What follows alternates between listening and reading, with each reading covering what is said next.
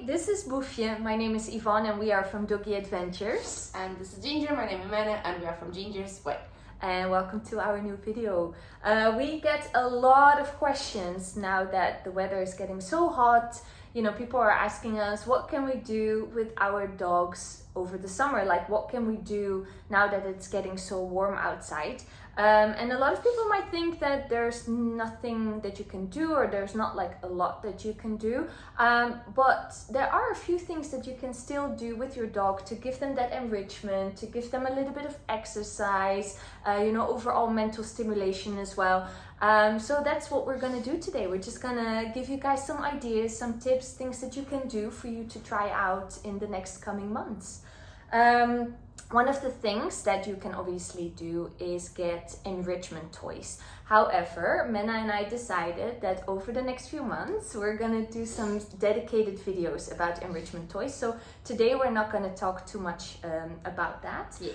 but we're gonna talk about some other things that you might not have thought of. Yes, also because enrichment toys are the easy way to go, right? Yeah. Like every time, like, summer starts, enrichment toys. So we're going to go over that in a different way, but also today it's just out of the box ideas. Unique ideas. Yeah. Yeah, one of the ideas that you had, or not that you had, that you do with Ginger a lot is just going out in the car. Yeah, we go on rides every week, every weekend when it's summer. Long rides, we go explore either places that we already know, or we just go out of the main roads. Mostly it's going out of the main roads and just do road trips around the country.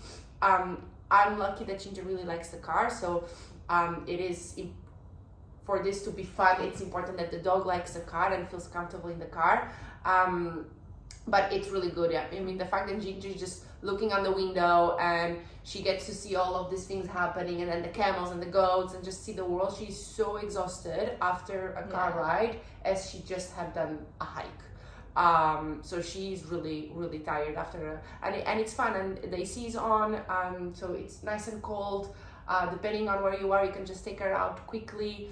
Always be mindful of the floor and how hot the floor is, especially if you are next to the desert. Yeah. But it's so much fun. Like last summer we did the road trip to Oman, and it was such a fun road trip, to be honest. For the people who think we actually went to Oman, we didn't. We went to Madha, so the Oman enclave inside of the UAE. Before people think and start messaging us like, how do we get our dogs for a road trip to Oman? It was just the Oman enclave. But yeah, we did that last year, I think in July, didn't we? Yeah, it was really hot, July. but it was so much fun. It was really hot, but we had a really nice day, and it was a lot of fun actually. So you can still go out and do that with your dog. If your dog doesn't like the car or gets very anxious in the car, the summer is also a perfect time for you to just get your dog used to being in the car. So lots of dogs have car anxiety, so you can just now, instead of going on a drive, just go sit in the car with your dog with a nice chew, a nice pulley stick, a nice bone, something really, really yummy to bring your dog a positive experience of being in the car, and just sit and read a book or watch a show from your phone on your car. So just spend lots of time in your car with your dog, or either in the garage or just with your car on or off, depending if your garage is AC, of course. But the summer could also be a good opportunity for you to work in some of these issues with your dog, because we have more time. We're not going out with our dogs for hikes to the beach and all those things. So you can literally what is a focus that I want to do this month for my dog? I want to focus on the car ride, so next summer then I can take advantage and I can have fun. So let's work on it. Yeah, that's really good. And obviously when you go into your car, you can also go and explore indoor dog friendly places. I mean, I know people are mostly asking about like really activities, things that they can do, but there are a lot of indoor dog friendly cafes and restaurants, especially in Dubai. There's a few now in Abu Dhabi as well. So so there are more opportunities for you to have quality time outside of the house with your dog, and obviously you can have a look on the directory from Doggie Adventures. We have a special section for all of the indoor dog friendly places, and we post a lot of videos now also about new indoor dog friendly places. or you can just send us a message if you want to have any ideas. But yeah, that's something that you can still do, where you can still go to with your dog during these hot summer months. Yeah, and I mean, if you have a reactive dog that can't really go to indoor dog-friendly places because it just becomes too much, I mean, you can try to speak. There is places like, for example, Bark Park, that you can rent the whole area, and although it's outdoors, they open until quite late. Yeah, they open until quite late, but they also open quite in the early. Morning, yeah. Early so in the you morning, do have so. options. If you have a daycare that you really trust and really like, maybe you can try to speak with them like, listen, hey, is there any time that I can just bring my pup at any time? And you know, like, just don't go just for the coffee shop and that's it. Go to the pet shop as well, you know, like there's so many pet shops now around Dubai and in the UAE, so go over there and let the dog sniff. I mean, going on a trip on a pet shop, it's so stimulating because all the smells and all the new things, and other dogs have been there as other well. dogs have been there, and it's also nice and indoors, and it could be a really fun then training exercise as well, because you can interact with everything that the pet shop has going on shelves, for example, empty shelves, don't destroy any products, but go on shelves, ask your dogs to put the paws up on things. And this is also, I think this goes into the next topic, that it's training and little training exercises. So not just at home, you can also do lots of fun things outside. Just look at your environment and see, how can I use the environment in my I forgot the word. Yeah, in your daily life. In my gain and for my dog, you know. The cat trees, for example, ask your dogs to put the paws up, and train them just paw, the right paw, then the left paw. Really be specific and have a lot of fun. So you don't need to go to big indoor facilities. You just need to have imagination to have lots of fun. That's good. But I think overall it's good to, you know, especially because you are, like you said, you have more time now during the summer months, because, you know, you don't go out that much with your dog. I mean, you can focus more on training and fun training exercises, do things at home, do things at the pet shop or other public places, you know, and do some exercises. Can people also do like do-it-yourself agility at home? Yeah, I mean, like, you can just search, honestly, you can search on Pinterest and Google, like, what's the word to do it yourself?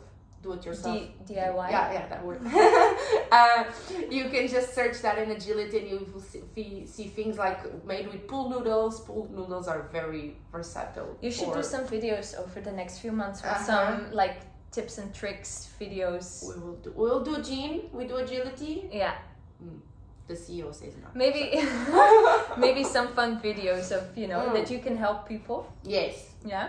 So that's a lot of videos. So we have the enrichment toys, some tricks that people can do. My social media manager will be very happy. Who's managing your socials? No, but honestly, like, it's good to spend like to make the investment on good quality agility equipment at home or in spaces, like if that's something you're really passionate about and you really want to like bring it for your dog. But if it's just something fun and you just want to try out to see like, is this for me and for my dog, you can just like do something really easy. You can just literally like grab a few books, pile the books, put a broomstick. No one has brooms now anymore in Dubai. It's all people have, or a mop. Or a mop. So something that, and you just make a jump just there, you know, and then depending on how many books you have and how many mops, you can just make it bigger and bigger and have lots of jumps. So that's already a jump thing. You can create a tunnel with your chairs and just put a blanket over the chairs, and that's already a tunnel. So yeah, we're Portuguese. We know how to make fun things with cheap stuff or trash. Cool. That's cool. Yeah, I like that. Other things, because you mentioned obviously that the car rides are very beneficial as well, because, you know, the dogs can see, you know, the world go by through the windows. I mean, you can do that at home as well, obviously, window watching. Just make sure if you have a very reactive dog, you know, it might actually not be beneficial for your dog, because it might actually trigger more. So yeah, it could be something that is really nice for your dog, but just obviously if you do have a reactive dog, then do this with caution. you know, and reward your dog obviously when he or she is doing a good job and not barking at other people or other dogs. Another thing that exists, and I don't know if a lot of people know about it, but there's dog TV. Did you know that? Dog TV? Yeah, Bluey. So you have dog TV, and you can find it on YouTube, which is even fun for dogs to watch. So that gives them also a little bit of, you know, entertainment, something that they can do. But what about the walks? 1 second before we go to the dog TV. Sorry. Again, all of these things that we're saying, it's like if your dog doesn't have any anxiety towards any of the things, otherwise it could just be less beneficial than actually beneficial. So you do need to make sure that you make sure it goes for your dog. Like for example, the TV and the dog TV, I once had a client that every time the birds, because the dog TV has lots of birds for some reason and animals, every time the birds will disappear off the screen, that poor soul will go to the other room behind the TV trying to find the animal. And so that was actually causing a lot of stress to the dog watching TV, because the dog couldn't understand like what's happening, why the things did the bird go? Where did he go? And you'll see there was a door next to the TV, and just go behind and like, and then come back, and you see that he was getting really stressed about it. So again, it's good if your dog enjoys it. If your dog doesn't enjoy it, it's then just don't do it. Not an option. Just try it out, see what works for you and your dog. Exactly.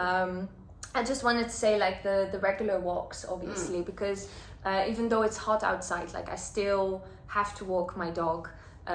What I personally do is I do the longer walks like very early in the morning and very late at night, so when the sun is not out, and then during the day, because you know my dog is old, or like in general, you know, dogs need a little bit more than just 2 pees in the day. I just have a really quick pee during the day, but it's literally that's in the afternoon, basically around like, you know, when the sun is still there, but like late in the afternoon, and that's just really a quick pee where she doesn't spend too much time outside, and you know, she on grass, like real grass. I personally, I mean, she's 12 kg, so it's manageable. I pick her up and I put her on the grass, let her pee, and then, you know, carry her back inside. If you have a golden retriever, I can imagine that's a little bit harder to do. Yeah, but I mean, you can always look into boots for your dogs. Again, you need to get your dog comfortable to wear boots. First of all, you can't just pray that if you put the boots, the dog get over it. Dogs don't get over things like that, okay?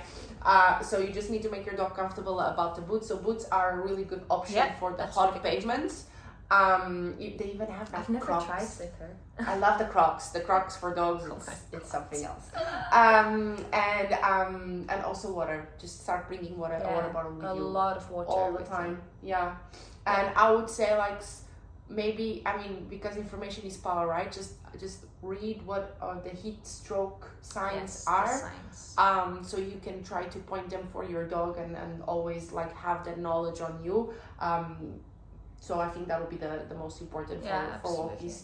But still go on walk, and don't be forced like, oh, I used to walk my dog 1 hour in winter, so I need to now go 1 hour for summer. You don't need to go 1 hour for summer. Everyone is discussing walking outside, so even you are not enjoying your walk. So maybe do a shorter walk, and then you focus more on fun activities inside of the house. Play a little bit more outside in the house. Make fun games in the house, instead of like forcing yourself to be 1 hour outside when it's super humid. And the mental stimulation and enrichment will also tire your dog. Much more, actually. Much more than physical exercise. And I do understand that some dogs, they really, you know, they require a lot of physical exercise. Yeah, but mental stimulation, it's really, really powerful. Like, see yourself as majority of the people have jobs at home, in front of a desk, that they spend the whole day in front of the desk.